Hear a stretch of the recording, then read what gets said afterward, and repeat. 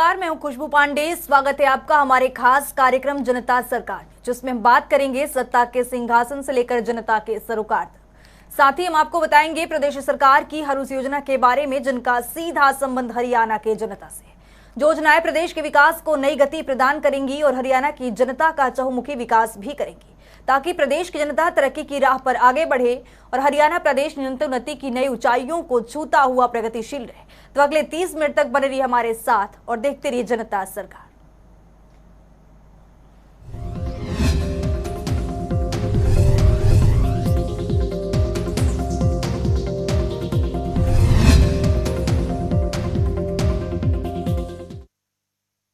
हरियाणा को एक विकसित राज्य के रूप में स्थापित करने की दिशा में मुख्यमंत्री मनोहर नीतियों और योजनाओं को गति प्रदान कर रही है। इसी कड़ी में पंचकूला में एक कार्यक्रम का आयोजन किया गया, जहां अपने संबोधन में मुख्यमंत्री ने अंत्योदय की भावना से काम कर रही हरियाणा सरकार की नीतियों के बारे में अवगत कराया। ये रिपोर्ट देखिए।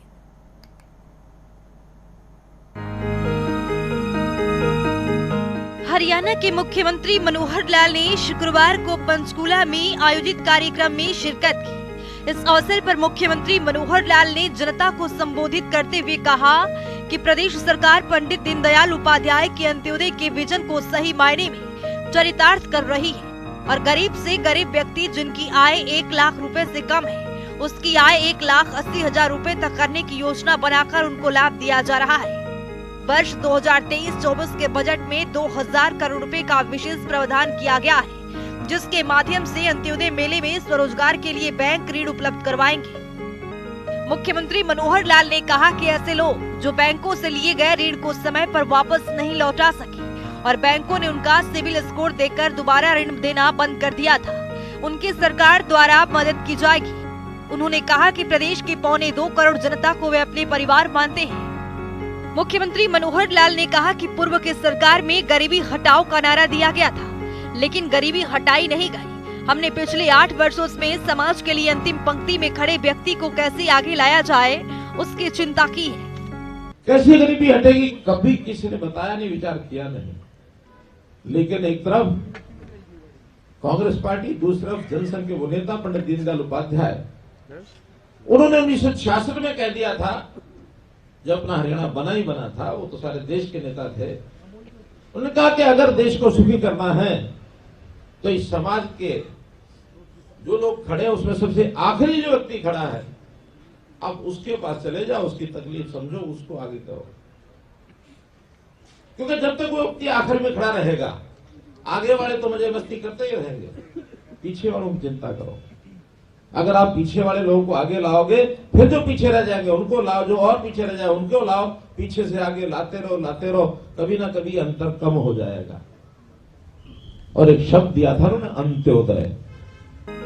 इतना ही नहीं, मुख्यमंत्री मनोहर लाल ने ये भी कहा कि पहले की सरकार में भूमि अधिग्रहण के नाम पर सरकार के लोग बिचौलियों को सस्ते दामों में किसानों से जमीन लेने की छूट दी जाती थी, लेकिन हमारी सरकार ने इसे बंद किया है।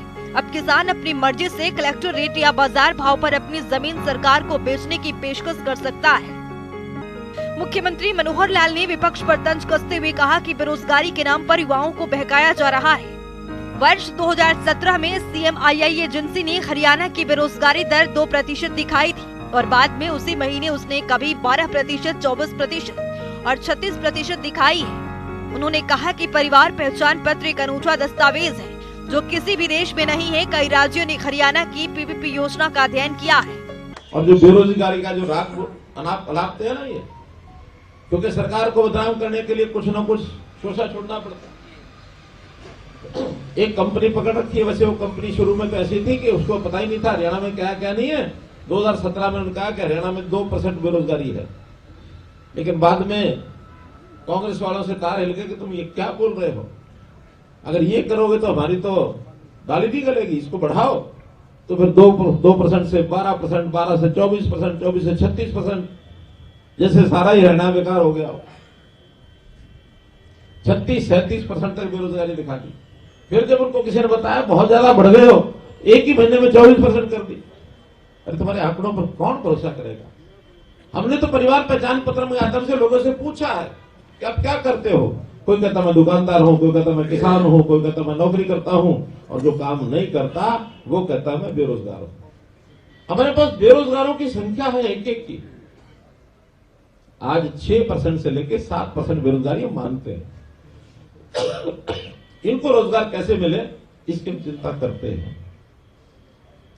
तो हमने सबकी चिंता करने के लिए सबसे पहले गरीब का अधिकार 1,80,000 रुपए की उसकी आमदन, और एक एक परिवार का डाटा, ये हरियाणा में ही परिवार पहचान पत्र बनाया, दुनिया में कहीं भी और नहीं है, ना देश में किसी और प्रदेश में है, ना दुनिया के किसी देश में है। हर किसी में आधार कार्ड तो हमारा है पहले से बना हुआ, लेकिन किस परिवार के मेंबर कितने हैं, वहां खाने वाले कितने हैं, कमाने वाले कितने हैं, बीमार कौन है, पढ़ाई कौन कर रहा है, बेरोजगार कौन है, बुजुर्ग कितने हैं, एक एक का हिसाब। मुख्यमंत्री ने कहा कि परिवार पहचान पत्र में ऐसी जानकारी मिली है कि 80 वर्ष से अधिक आयु के वृद्धजन ऐसे हैं जो अकेले रहते हैं, और सरकार ने निर्णय लिया है कि वृद्ध आश्रमों में इन व्यक्तियों की देखभाल सरकार करेगी और पूरा खर्च देगी। इसके लिए 2023-24 के बजट में भी प्रहरी योजना की घोषणा की गई है।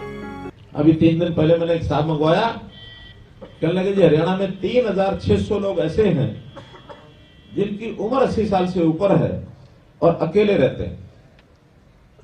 यानी हालत देखो, 80 साल से ऊपर अकेला रहता है, कैसे गुजारा कर रहा होगा अपना?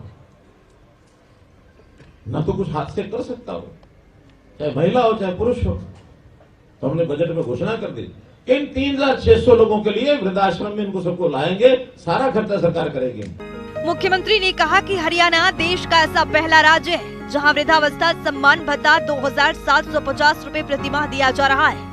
इसी तरह हरियाणा की प्रति व्यक्ति जीएसटी संग्रह भी देश के 19 बड़े राज्यों में पहले स्थान पर है। उन्होंने कहा कि आयुष्मान योजना का दायरा भी बढ़ाया गया है और इसके तहत अब 29 लाख से अधिक परिवारों को इस योजना में शामिल किया गया है और 5 लाख रुपए तक का फ्री इलाज की सुविधा सरकारी और निजी अस्पतालों में दी जाएगी। बच्चों के एक एक करके उसकी बीमारी क्या है, हर एक बच्चे का साल में, वैसे तो अब हर महीने बालवाड़ियों के माध्यम से उनकी देखभाल की जाती है, लेकिन साल में एक बार तो फिजिकल टेस्ट सबका होना चाहिए, चाहे वो बच्चा है, जवान है, महिला, पुरुष है, बुजुर्ग है, कोई भी, क्योंकि बीमारी का पता नहीं लगता, अंदर अंदर काम कर रही है बीमारी, जब बढ़ जाती है तो पता लगता है, फिर अस्पताल में हम जाते हैं तो लाइलाज बीमारी हो जाती है। अभी इस टेस्ट में बहुत बच्चे, बूढ़े, महिलाएं जिनको पता ही नहीं हमारी बीमारी है, उस टेस्ट में से पता लग रहा है और हम कहते हैं जाओ इलाज कराओ। पहले तो अगर ऐसी बीमारी पता लगती और इलाज कराने के लिए लाखों रुपए लगते, संकोच करते, हमने कहा नहीं,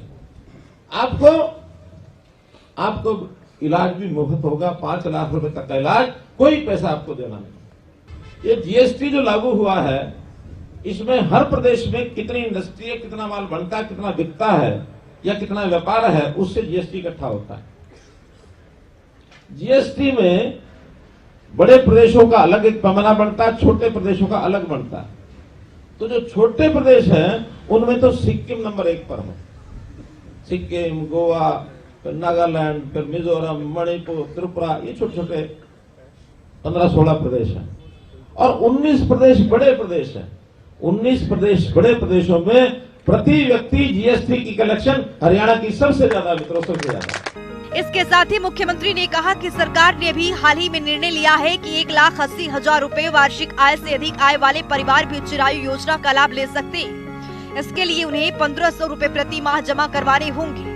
उन्होंने कहा कि हम सब एक परिवार हैं, सबका साथ, सबका विकास, सबका प्रयास का मतलब मेहनत करके आगे जाना है। ये जो आयुष्मान का हो गया है, पहले तो कोई कह सकता था 1,80 से ऊपर होंगे तो पैसे हमारे लगेंगे, हमने तो कल उसकी व्यवस्था कर दी कि भाई 1,500 रुपया, जो ऊपर वाले भी है ना, 1,500 रुपया जमा करा दो, थारे भी 5 लाख के हो गए पक्के।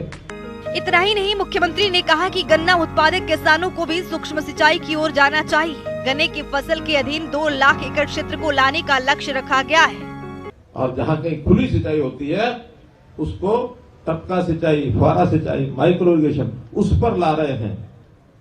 ये गन्ने की बेल्ट के लोग हैं सारे जो यहाँ बैठे हैं, एक अध्ययन ये आया है कि गन्ना भी माइक्रो इरिगेशन पर होता है। अभी तो गन्ने में खुला पानी छोड़ते हैं, हमने इस बार ये तय किया कि 2 लाख एकड़ गन्ना ये माइक्रो इरिगेशन पर लेकर के आएंगे, टपका सिंचाई या फुहारा सिंचाई जो भी हो। और मिलों को भी कह दिया है कि जो टपका सिंचाई वाले हैं, क्रशिंग में सबसे पहले इस गन्ने को ले, क्योंकि इसकी रिकवरी भी 1% ज्यादा आती है। किसान का भी लाभ, प्रदेश का भी लाभ, पानी बचेगा, मिलों का भी लाभ, जिसमें सबका लाभ, वो काम करना चाहिए ना। इस अवसर पर शिक्षा मंत्री कंवरपाल, यमुनानगर के मेयर मदन चौहान, सूचना लोक संपर्क भाषा एवं संस्कृति विभाग के पब्लिसिटी सलाहकार तरुण भंडारी, पूर्व विधायक डॉक्टर पवन सैनी, पूर्व विधायक लतिका शर्मा के अलावा अन्य गणमान्य व्यक्ति भी उपस्थित थे। जनता टीवी के लिए पंचकुला से उमंग शिवरान की रिपोर्ट। हरियाणा के मुख्यमंत्री मनोहर लाल की मनोहर नीतियां और कार्यक्रम की प्रशंसा देश भर में हो रही है। चुनौतियों के पार करते हुए हरियाणा प्रदेश मुख्यमंत्री मनोहर लाल के नेतृत्व में विकास के पथ पर आगे बढ़ रहा है। तो वहीं मुख्यमंत्री मनोहर लाल ने बतौर वित्त मंत्री 2023-24 के बजट को पेश किया है। रिपोर्ट देखिए। हरियाणा की मनोहर सरकार प्रदेश के उत्थान के लिए कई महत्वपूर्ण कार्य कर रही है, जिससे हरियाणा को एक नई गति मिल सके। इसी कड़ी में प्रदेश के मुखिया मनोहर लाल ने बतौर वित्त मंत्री 2023-24 का बजट पेश किया है। दरअसल इस बजट में मुख्यमंत्री मनोहर लाल ने हर वर्गों का ख्याल रखते हुए बजट पेश किया है। तो आइए ग्राफिक्स के जरिए समझते हैं कि ये बजट आखिर इतना खास क्यों है।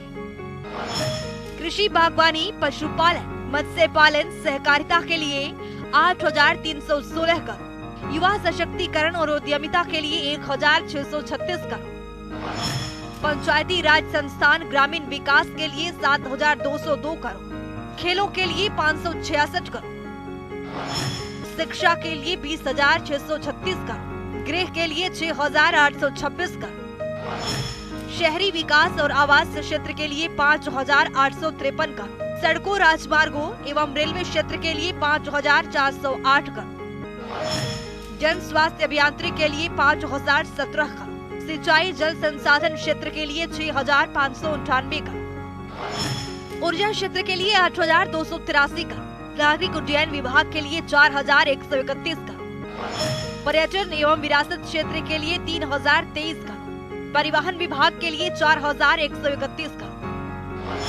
कृषि एवं संबंध गतिविधियों के लिए 7,342 करोड़, SYL नहर के लिए 101 करोड़, बुढ़ापा पेंशन में बढ़ोतरी के लिए 250 रुपए, सोनीपत में बनाया जाएगा मेट्रोपॉलिटन सिटी।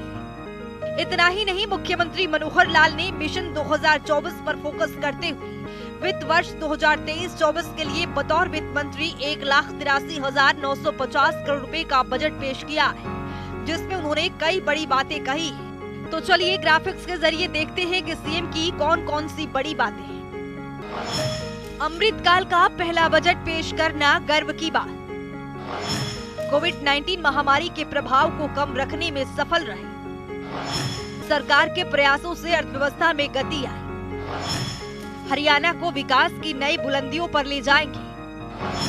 देश के विकास में हरियाणा निभा रहा अग्रणी भूमिका।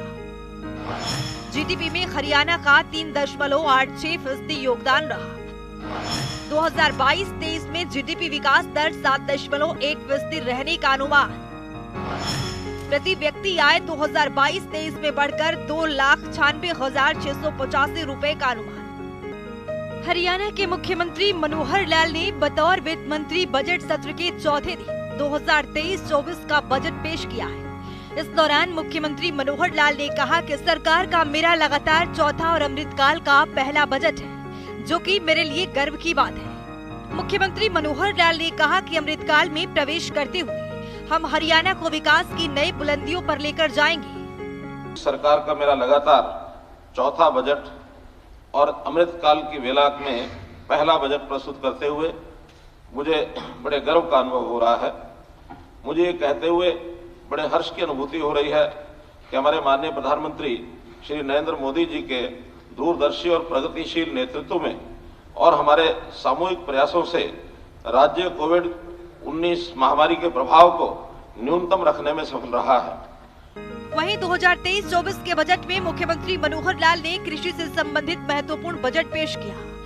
इस दौरान मुख्यमंत्री मनोहर लाल ने दावा किया कि राज्य की अर्थव्यवस्था में 18.5% योगदान कृषि का है।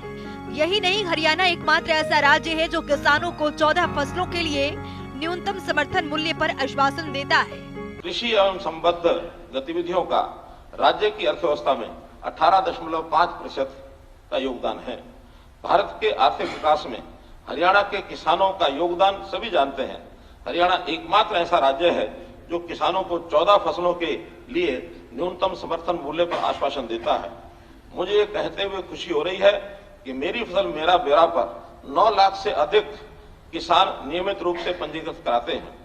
मेरी फसल मेरा ब्यौरा को व्यापक रूप से अपनाने से राज्य के लिए मेरा पानी मेरी विरासत, धान की बीज से सीधी बिजाई के लिए वित्तीय सहायता, तिलहन और दलहनों को बढ़ावा देने और बाजार भाव न्यूनतम मूल्य से कम होने पर सहायता देने के लिए भावांतर भरपाई जैसी कई अनूठी पहल करना संभव हुआ है।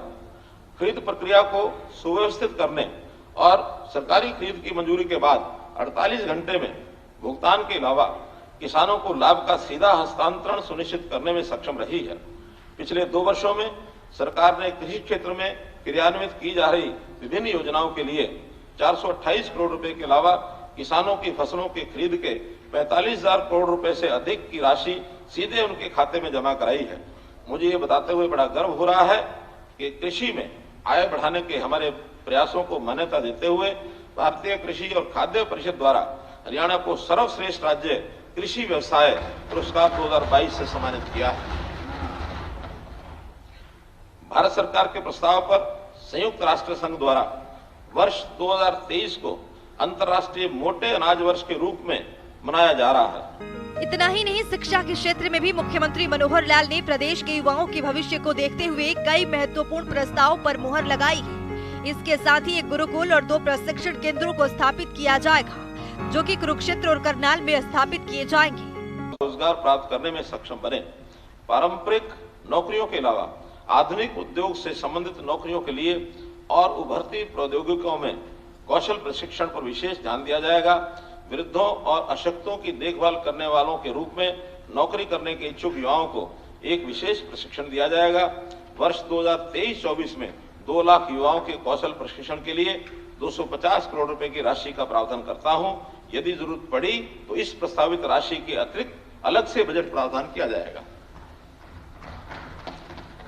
युवाओं को स्टार्टअप स्थापित करने के लिए प्रोत्साहित करने तथा अपेक्षित कौशल, व्यक्तित्व और संचार कौशल के साथ युवाओं में उद्यमशीलता को बढ़ावा देने के लिए इंक्यूबेशन केंद्रों की स्थापना की जाएगी।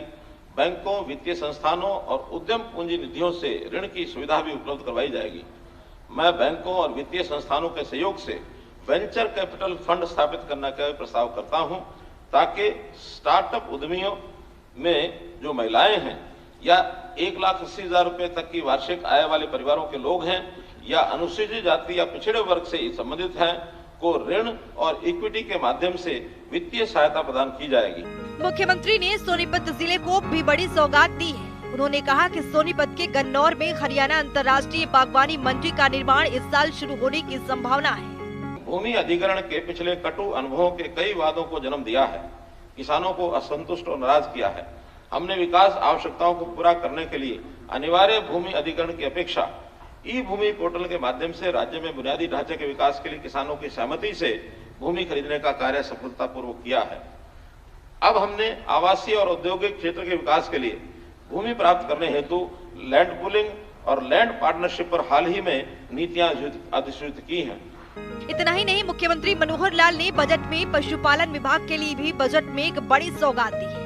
राज्य में हरियाणा गौ सेवा आयोग के साथ 632 गौशालाएं पंजीकृत हैं, जिनमें लगभग 4.6 लाख बेसहारा पशुओं को रखने वाली गौशालाओं को उचित रूप से वित्तीय सहायता देने का प्रस्ताव है, ताकि गौशालाओं में गौ माता की देखभाल और सुरक्षा की जा सके। सरकार पालतू जानवरों को उन्नत नैदानिक और उपचार सेवाएं प्रदान करने के लिए गुरुग्राम और फरीदाबाद में 2 अत्याधुनिक वेटरनरी पेट क्लिनिक्स भी स्थापित करेगी।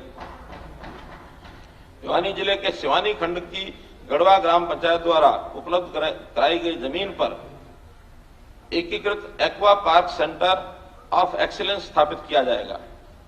राज्य में गौ सेवा आयोग के साथ पंजीकृत 632 गौशालाएं, लगभग 4.6 लाख बेसहारा पशु हैं।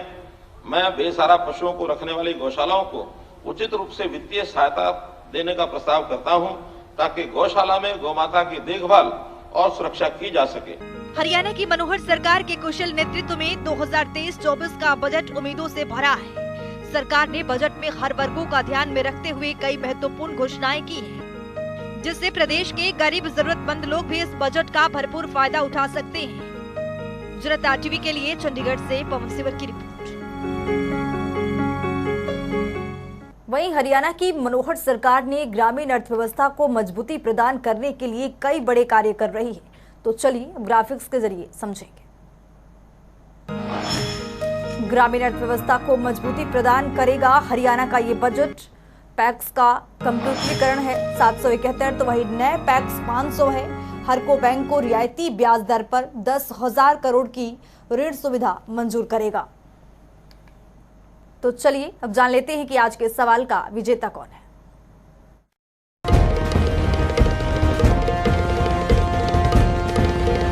तो बात अब आज के विजेता की। जैसा कि आप जानते हैं, हर रोज एक नया सवाल पूछते हैं और सही जवाब देने वाले के नाम और तस्वीर अपने टेलीविजन स्क्रीन पर दिखाते हैं, साथ ही उसको उपहार भी देते हैं। तो चलिए अब जान लेते हैं कि कल का हमारा सवाल क्या था और कौन है इसका विजेता। कल का हमारा सवाल था, राजीव गांधी परिवार बीमा योजना के तहत कौन से व्यक्तियों को कितनी लाभ प्रदान की जाती है। इसका सही जवाब है सी, 18 से 60 वर्ष। ढेरों जवाब आए, लेकिन आज के हमारे विजेता हैं पंचकूला से सुरेंद्र कुमार। सुरेंद्र, आपको बहुत बहुत बधाई। तो फिर पूछेंगे आज का सवाल, देखते रहिए जनता टीवी।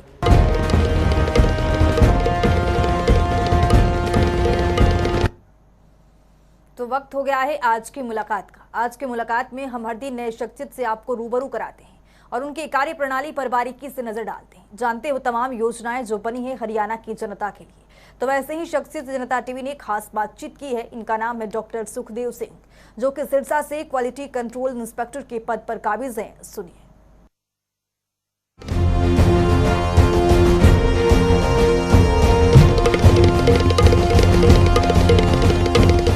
आज जो जिला सिरसा के अंदर कैंप का आयोजन किया गया है, प्रशिक्षण शिविर लगाया गया है, इस कैंप के अंदर लगभग 200-250 किसानों ने भाग लिया है। ये हमारा इस कैंप लगाने का मुख्य उद्देश्य ये है कि जैसे अब रबी की फसल की कटाई शुरू हो चुकी है और खरीफ की फसल की बुआई शुरू होने वाली है। खरीफ की फसल की बुआई शुरू होने से पहले किसान को कौन सी फसल, कौन सी किस्म, कितना खाद, कितना पानी, ये सब साइंटिस्ट द्वारा किसानों को बताया गया है। इसके अतिरिक्त विभागीय स्कीमें जो भी चलाई जा रही हैं, उस विभागीय स्कीमों का कैसे किसान को लाभ मिल सकता है, इसके बारे में भी विस्तार से बताया गया है। जैसे अब सरसों की कटाई होने के बाद कपास की फसल की बिजाई की जाएगी। कपास की फसल की बिजाई करने के लिए हमारे CICR के वैज्ञानिक डॉक्टर ऋषि ने अच्छी तरह विस्तार से भी खेत की तैयारी कैसे करनी है, उसमें खाद कितनी डालनी है, कौन सी किस्म का चयन करना है और कितने उसके अंदर प्लांट्स होने चाहिए, इसके बारे में विस्तार से बताया। और उन्होंने ये भी आह्वान किया भी कोई भी किसान BG 3 और 4 अभी तक कहीं भी सिफारिशशुदा नहीं है, उसके पीछे ना घूमें। जो हमारी यूनिवर्सिटी की सिफारिशशुदा किस्में हैं उसकी बिजाई करें, ताकि किसान को किसी तरह की बाद में कठिनाइयों का सामना ना करना पड़े। इसके अतिरिक्त डॉक्टर ऋषि ने यह भी सुझाव दिया है कि जो कई तरह की बीमारियां आती हैं, जैसे पीछे वाइट फ्लाई और गुलाबी सुंडी का अटैक हुआ था, उसमें कई तरह के कीटनाशक को मिलाकर उसका स्प्रे किया जाता है। हमें बिल्कुल सिफारिश के अनुसार जो सिफारिशशुदा कीटनाशक, उसके अंदर कितना पानी, कितनी कीटनाशक और रिकमेंडेशन के हिसाब से ही स्प्रे करनी चाहिए। स्प्रे करने से पहले कृषि विभाग या KVK या CICR के वैज्ञानिक से सलाह जरूर लेनी चाहिए।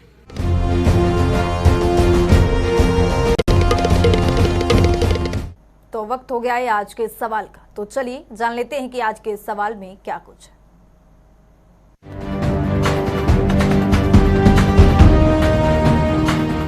हर रोज की तरह हाजिर हूं आज का सवाल। जैसा कि आप जानते हैं, हर रोज एक नया सवाल पूछते हैं, तो सही जवाब देने वाले के नाम और तस्वीर अपने टेलीविजन स्क्रीन पर दिखाते हैं, साथ ही उसको उपहार भी देते हैं। तो चलिए अब नजर डालते हैं आज के सवाल पर। पशु संजीवनी योजना कब शुरू की गई थी? A साल 2017, B साल 2018, C साल 2021, D साल 2015। तो दीजिए सही जवाब और बनिए विजेता।